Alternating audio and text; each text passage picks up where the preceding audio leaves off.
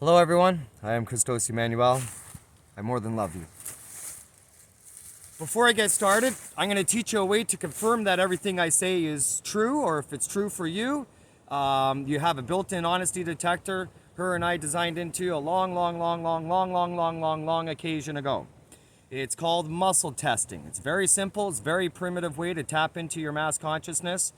And every bit of information that you receive, every communication you receive, information comes with that. Our bodies talk to each other, as you already know. If someone is being honest with you, but what they're saying is not true, with muscle testing, you can assess that someone is being honest with you, and then you can also assess whether or not what they're saying is true, because if it is not, it will not resonate with you. It's very simple. If you make a statement that is true, you are physically stronger. If you make a statement that is false or weak, you are physically weaker. And if you make a statement that because of how you expressed it and the terminology isn't quite right and your system can't give you a response either way, you'll just maintain your strength. So here's an example. Here's how strong I am. I can't push my index finger down, maybe just a little bit. I am Christos Emmanuel. Now I can't even push it down that much. I just got stronger. I am currently a talking cat, and I can't keep it. I cannot. My index finger just wants to run away because I'm not a talking cat. Another way to do it is one loop, another loop, put it together. I am Christos Emmanuel. Pull. Good and strong. Good. I am currently a talking cat, and my fingers can't hold together. Or you can put your arms straight out. I am Christos Emmanuel. It's good and strong, right? I am currently a talking cat, and I'm hurting my shoulder. When you are false with your true self, you are physically weaker, and that will always be. As you get to learn this, please be aware, some answers, you're thinking it might be true for where you are, but your body or your system is trying to tell you that it's true somewhere. So it might not be where you are, it might be on another fractal on your way out to your higher self, another conduit, another construct, another realm, another world, wherever. All right, so please be aware of that. Also be aware of how you say things. For example, that was a true statement is going to give you a different response than that is a true statement. It was if they changed, is if they made a statement, and that statement for them still stands. So you have to be very careful with your terminology, and you'll find that this does kind of home in your senses of the English language. Please be aware of sentenced words. For example, the word truth does not mean anything to do with true. It literally means the lies, the deceptions, the deceit, the con that criminals want you to believe is true, but it's not true. This is why in the court of law they say, do you swear to tell the truth, the whole truth, and nothing but the truth? They are literally saying, yes, I'm going to lie my face off, and I'm going to do so as much as possible. And this is how they actually pass polygraph tests, because they are being honest.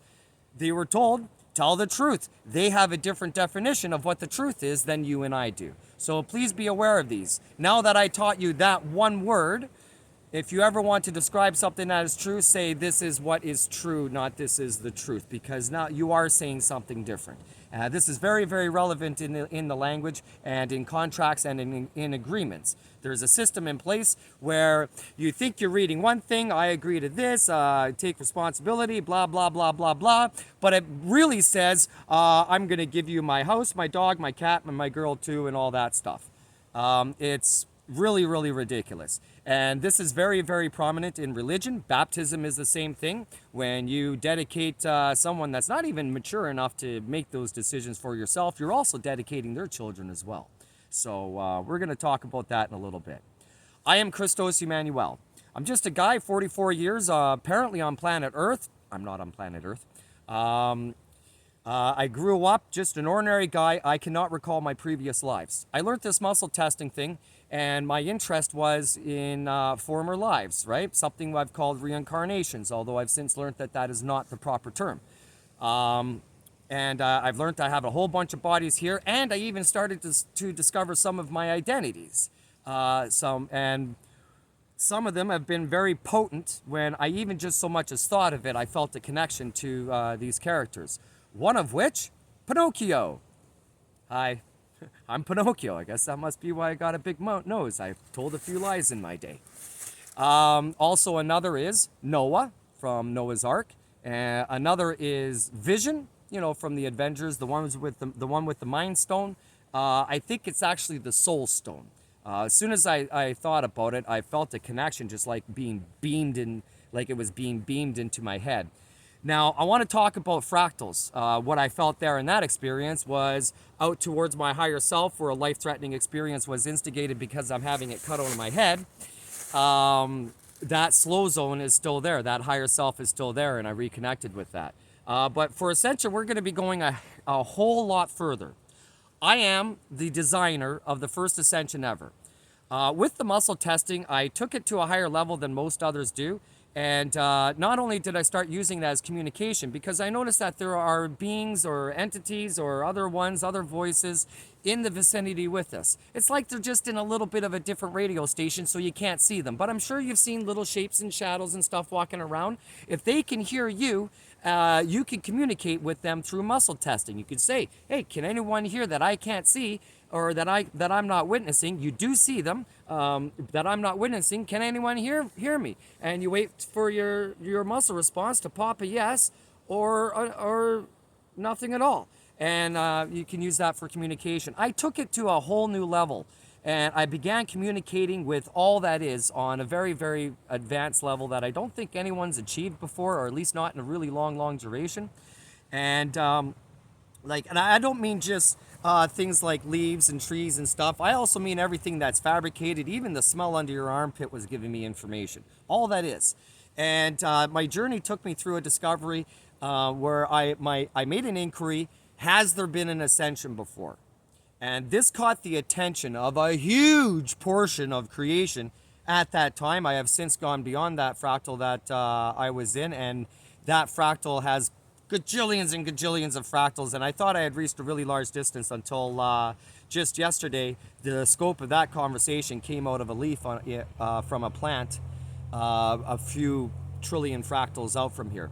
But nevertheless, it was a very, very large communication that unanimously, very directly, very urgently, very enthusiastically informed me and confirmed, Christos, we are confirming there has been no ascension before, ever. So I started investigating as to why, and creation basically told me that creation's waiting for us to design ascension and instigate it and ascend each other and ascend creation. Whereas everyone is walking around saying, oh, when's ascension going to happen? Or we're all waiting for ascension to happen to us. Well, we're supposed to be the intelligent and the creative ones, the goddesses and the gods, the infinite creatresses, the infinite creators. That's our job. So I started further investigating as to what would be holding it back and why it hasn't happened, and why do we have a higher self? Because we are not supposed to have a higher self. And one of the main reasons that I came up with was there's an error in the math of creation. So I figured out what it is. I corrected the error in the math of creation. And when I taught it and the various different keys to the energies, we began materializing. And that's how I became the designer of the first ascension ever. This math also goes even further, along with the design, noting that there is a threat to life. And this is why we have a higher self. As we're going along in our linear experience, if someone threatens your life or all that is, you might not notice it. You just keep going on in your linear experience. But when the threat happens, a flash will happen. And all of that creation there makes kind of like a picture frame or a freeze frame. It's not frozen. Duration of pace of experience or pace of flow is going by. What you call time, I have a really difficulty saying that term, but it seems like time slows down.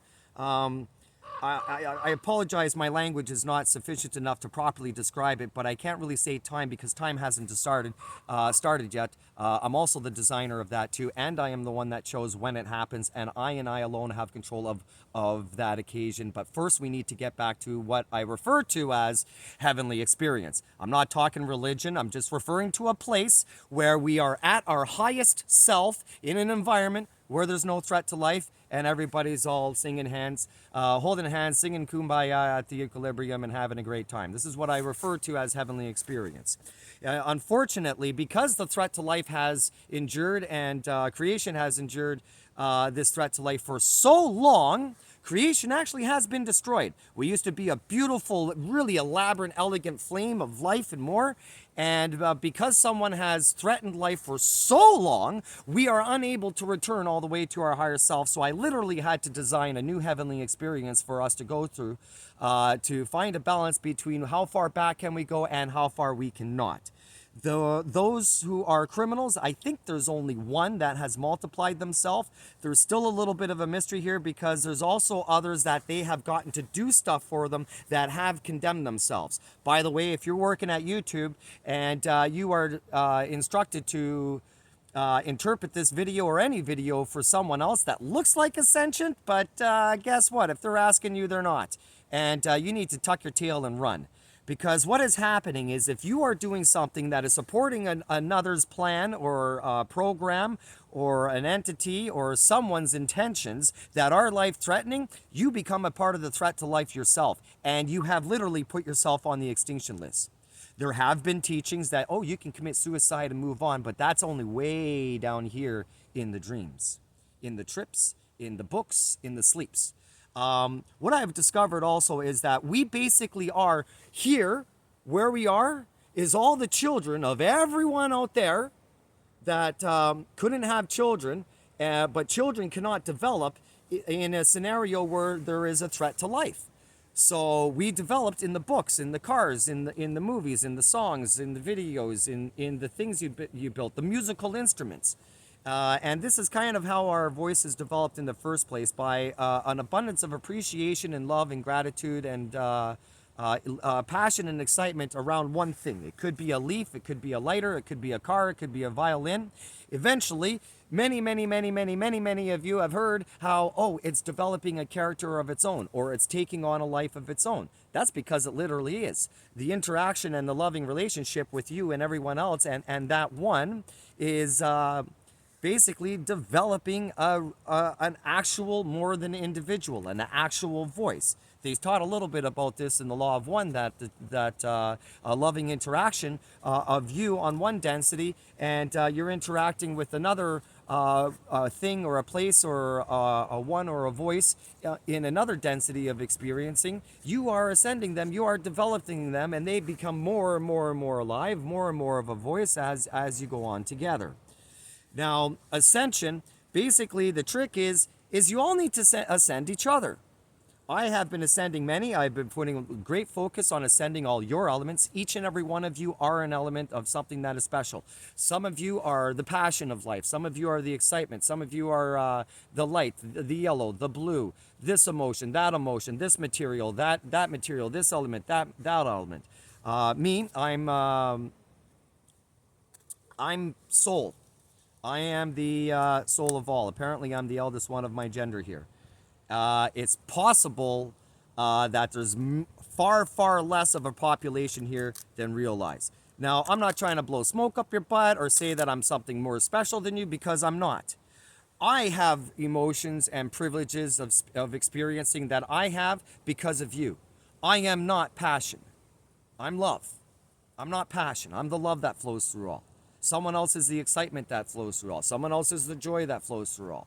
Love is just my thing. So if you if you can do a muscle testing and an assessment, I have soul, you'll probably get a no. But if you say I got soul, because right, have soul is implying that that it's yours, that you are the soul. But if you say I got soul in my life, and you get a yes, well, you just confirmed that, hey, you got Christos Emmanuel in your life. Fantastic. There's a problem with spirit. I think spirit, the spirit of all, either they are one that still needs to be rescued. I've been working tirelessly on doing this, and there's been many roadblocks, and it's difficult for me to assess whether or not they are the one that is framed, or they are the one that extinguished themselves and are going into extinction. Someone has extinguished. Someone is not going to be with us anymore, and this is extremely detrimental.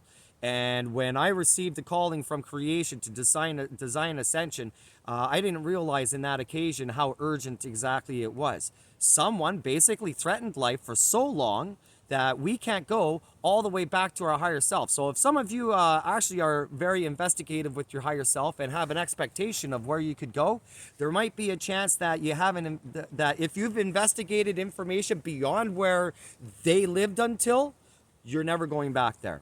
For the simple reason that each and every single one of you are an element of something. So even if it's an environment that you've never had a body before, you still are one of the promoting elements of that environment. So if someone has stopped providing their elements and started offending creation, instead of promoting the flow, they started obstructing the flow. Well, now they're not providing their elements anymore. Somewhere along the way, life adapted. Life is all about balance. Somewhere along the way, it's kind of like a printer. If one ink cartridge runs out, there's other ink cartridges there that kind of make up for it, and you don't even know that the ink cartridge, one of the color cartridges is gone, and it still prints out in full color for a little bit. Many of you have experienced that. Basically, this is kind of the same thing that has happened within creation. For example, I cannot confirm that I got yellow in my life here. I'm very, very concerned about yellow. I've launched repeated efforts at ascending and rescuing and rejuvenating and doing what I can to find them, and I still struggle. However, I can see the color yellow, and somehow there's a balance. So whenever they passed on, somehow either someone from the beginning of the line came all the way down here to fill the next birthing position, or it's possible someone new developed, just like how we've all developed in a similar manner. And I think that actually might be the case, and I think maybe many developed. In my journeys as being the infinite servant of creation, one of my communications was mapping all the family tree. And I learned, at least for that scope of the conversation at the occasion, one count math, there was 14 blue families, 11 red families, and 7 yellow families. And then I heard a very, very large calling. I don't communicate in terms, as I have to figure out how to interpret it, but I interpreted it as the artificial family. And right away I felt like saying the artificial family that is not artificial, and that is what I believe, and that is how I feel. And what I am referring to is, in a dream, in a life-threatening experience, no new children can be born, and it's not an environment where it's safe for a baby to develop. But in all of our video games and our books and our science experiments and our musical instruments and the things that we are passionate about that have never been threatened, this is where our children have developed. And it's in all the books and everything, which is where this conversation is happening. Creation has been completely destroyed. Wrap your mind around it. Maybe not completely, but there is no motion outside of the books and the computers and the songs and the instruments and the pages. And many of the philosophies here actually resemble a description of just that. For example, I recently seen a little presentation that I've seen before about the standard description of dimensions. So you have 2D, and then we go up 3D, and then time 4D, and all this and that. And they describe it like if you have a layer here, and then you just put more and more layers on top, right? Basically, they literally described a book. This is also why in the Law of One philosophy, where they say, we can be with you in any of our times. They're literally just moving around a book. That's all they're doing. Furthermore, for how much time do I have? I have to get this in like 25 minutes. I'm at 18 minutes. I got like 5 hours of stuff to say. Yeah, math. I'm not going to tell you what the new math is, but if you have an invention where the math hasn't worked out, but you strongly believe in it, and I believe in you also, and if you believe in it, your invention is good. It's just the math is wrong. So I don't want to do this over a video. Credit has already been taken. In other realities, someone else that thieves all our ideas. This is an idea farm, by the way. Some of you may have heard how this is a bit of a prison. It's an idea farm, a mineral farm, a materials farm, and they're farming us for this, that, and anything and everything that they could. Someone took a Nobel Prize for explaining the math that I corrected. So I'd like to present it in front of a live studio audience. But all those math equations where they're like, oh, how come this doesn't work out? I got the answer for you. All your inventions, no matter how complex your math is, I'm not a mathematician, but I did change the math of all of creation. When I taught it to the energies we began materialize, I do know a thing or two. I developed a couple different keys of the math, and I also corrected the calendar. I came up with a calendar that is actually more accurate than the Mayan calendar. Not to take anything away from the Mayans, it's not their fault that they were using an erred flawed count of math, which I have corrected, and also put it to our calendar, which I found is better at a 9-day week, and instead of a leap year, it's kind of like an hour hand going around a clock, measuring centuries or millenniums and things like that, depending on your home, your planet, your world, your moon, or where you are. The calendar will be much more accurate. Time and age and stuff, I use 2-count math. Simple addition is 1-count math. You have 9 different variations, which can branch off into different variations in different keys. I've left the teaching of that open to the imagination of others. But basically, if you're a mathematician and you want to protect your creative work, all you have to do is change the key of math you're in. And anyone looking at your work, not knowing what key you're talking in or calculating in, they'll never be able to find out what it is you're calculating, and your creative work is accomplished. Or protected, I should say. Now, one of the most important things, by the way, the purpose of this video was to invite you to do a flex testing challenge, right? With muscle testing. Let's flex our muscles back at all these fake news, fake lies, fake science, fake physics, fake this, fake that, fake everything.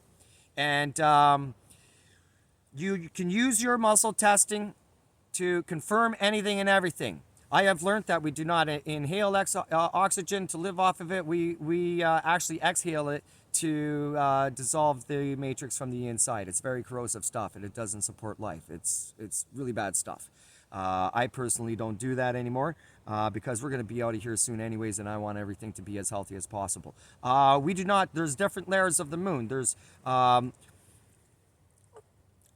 we are facing the same side of the moon because that's showing us where we are inside the moon. And inside the moon, depending on which fractal you're in one fractal, it's kind of basically in a closet, and the Earth is on a globe, and the room is spinning around us, or the TV of the room is spinning around us. In another fractal, it's a world. A world is the opposite of the planet. A planet you stand on, and your feet point towards the center. A world is a sphere where it's empty inside. Or not completely empty, but it's a space inside, and your feet point outward because there's more attraction on the outside, so you're attracted that way. And in another case, it's just a map of a group of islands, and for many of us, it's a holodeck on a space station, which might be where I'm talking to you from right now, unless they moved me again. But I've been shown this station, and I've seen it, and kind of looks like one on a TV show where they go in and it's a holodeck. Like the room looks like an ordinary forest like that, but it's in a chunk of metal floating in space, where it's shaped like a cross at top with 4 chains going down, and then there's spheres all the way going down. And I'm in one of those environments up at the top left there. Gravity. This is extremely important for ascension. I was watching a video and by one with the initials EA, and they made a very important point that this is a karmic track, that this is a prison, that we are in different prisons, and they are absolutely correct. I don't know if any of you have ever read the footnotes of the Star Wars stories, where the original stories, the last few books, the second last one, they made a black hole machine to get the Jedi, and then the Jedi brought it to where the dark side came from, the Sith, and they blew up the Sith with it. And here's what the black hole machine is. Basically, gravity is your thoughts, feelings, emotions projected with the disharmonious intentions and projected on another. Like, for example, I hate you, I hope you break your leg. For example, if you really mean that and you intend it, you have taken the energies of yourself and attached it to another and shrouded them in darkness. And what you intended to do, that power is there doing what you commanded it to do forever until you fix it, or until they fix it, or someone else does. There's a way that we have done this unnaturally, which has led to chakras, and there is a way that we have done this mechanically, which has led to black holes. Black holes is literally disharmonious programs piled on up upon each other. It's got nothing to do with what makes this leaf go down. That's attraction. All right. I think I need to wrap up this video because I'm just coming up to my limit. If you want more information, my name is Christos Emmanuel, CHRISTOS EMMANOUIL DJBATOS at the G1 and 780-6802 FOUR is my number. Now, I want you to first learn how to muscle test and confirm that you actually do get the real me, because there's a good chance that you won't. I am Christos Emmanuel, and I love you. Blessings.